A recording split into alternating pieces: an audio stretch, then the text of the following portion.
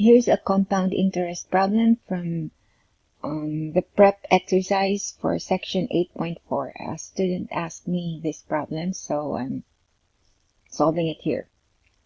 Find the accumulated value of an investment of $20,000 for 6 years at an interest rate of 6.5% if the money is compounded semi-annually, compounded quarterly, compounded monthly, and compounded continuously.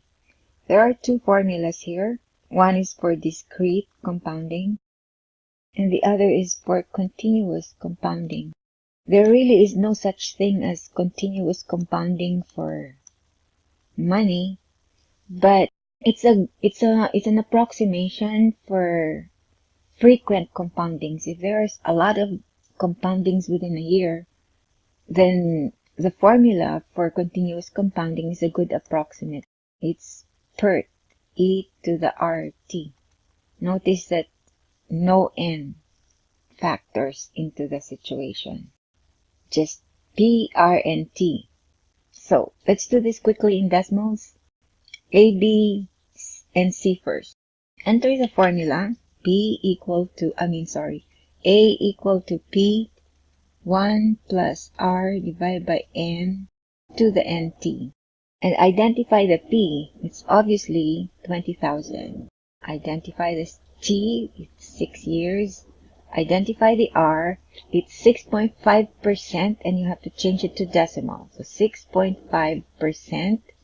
Percent means per 100, so divide that by 100.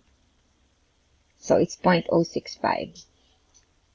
N is the number of compoundings in a year. So if it's semi-annually, that means it's 2.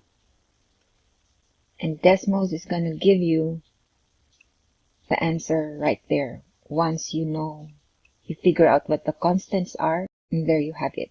Now you need to round this to the nearest cent. So you're looking at the 3 here. This 3. The number next to it is a 5. Therefore, this becomes a 4. So 29356.94. That's your answer. And you can check with decimals as well. So there's a function round. Here it is. Oops, sorry. It's not supposed to be there. You have to create a new space for it. So round. And what you do is just copy it to check if that is really the answer before entering your answer in MyMathLab, because this is going to save you time. The number of places to round is 2 because it's cent. So you see you have the same answer. The one that we did mentally and the one that we used decimals on. Okay, so let's put that answer right here. Answer for A. Now let's look for the answer for B. B is the same. T is the same. R is the same, but the N is different. If it's compounded quarterly, quarter consists of 3 months. So the number of compoundings in a year is 12 divided by a quarter, which is 3 months. So it's 4. N is 4. So when N is 4, there you go. Decimals calculated it. It applied the PTRN into that formula. So it's 29447.15905. So let's round it mentally. The number in the cents place is 5. The number to its right is 9. So this becomes a 16. Okay, just to check. Copy this in Control C and copy it right here. Control V, comma 2. And we got the same answer. 29447.16. Okay, C, we're using the same formula. Same P, same T, same R, but N is going to be different. It's compounded monthly. So how many months are there in a year? That's just 12. Okay, so right away, you have it. Decimals calculated for you, rounded to the nearest cent, this is, and then the digit to its right is 3. It's less than 5, so 4 stays as 4.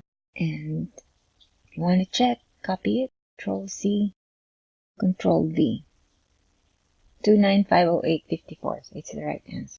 And now, we're going to clear everything and look at the continuous compound. Oh, I shouldn't have cleared everything. I'm doing Control Z, which is undo, which is the same as this one. I still have the same P, I still have the same T, I still have the same R, but I don't need N anymore. So I'll clear it, and I will need to round. Now I have to change this into E to the RT.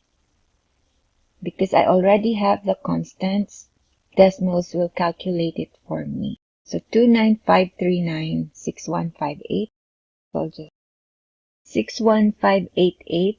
So that's an 8. So this becomes that's a 5. The digit in the cents place is a 1. And next to it is a 5. So the 1 becomes a 2. And I get rid of all these. And notice if you put R equal to A2 here, it got rounded for you.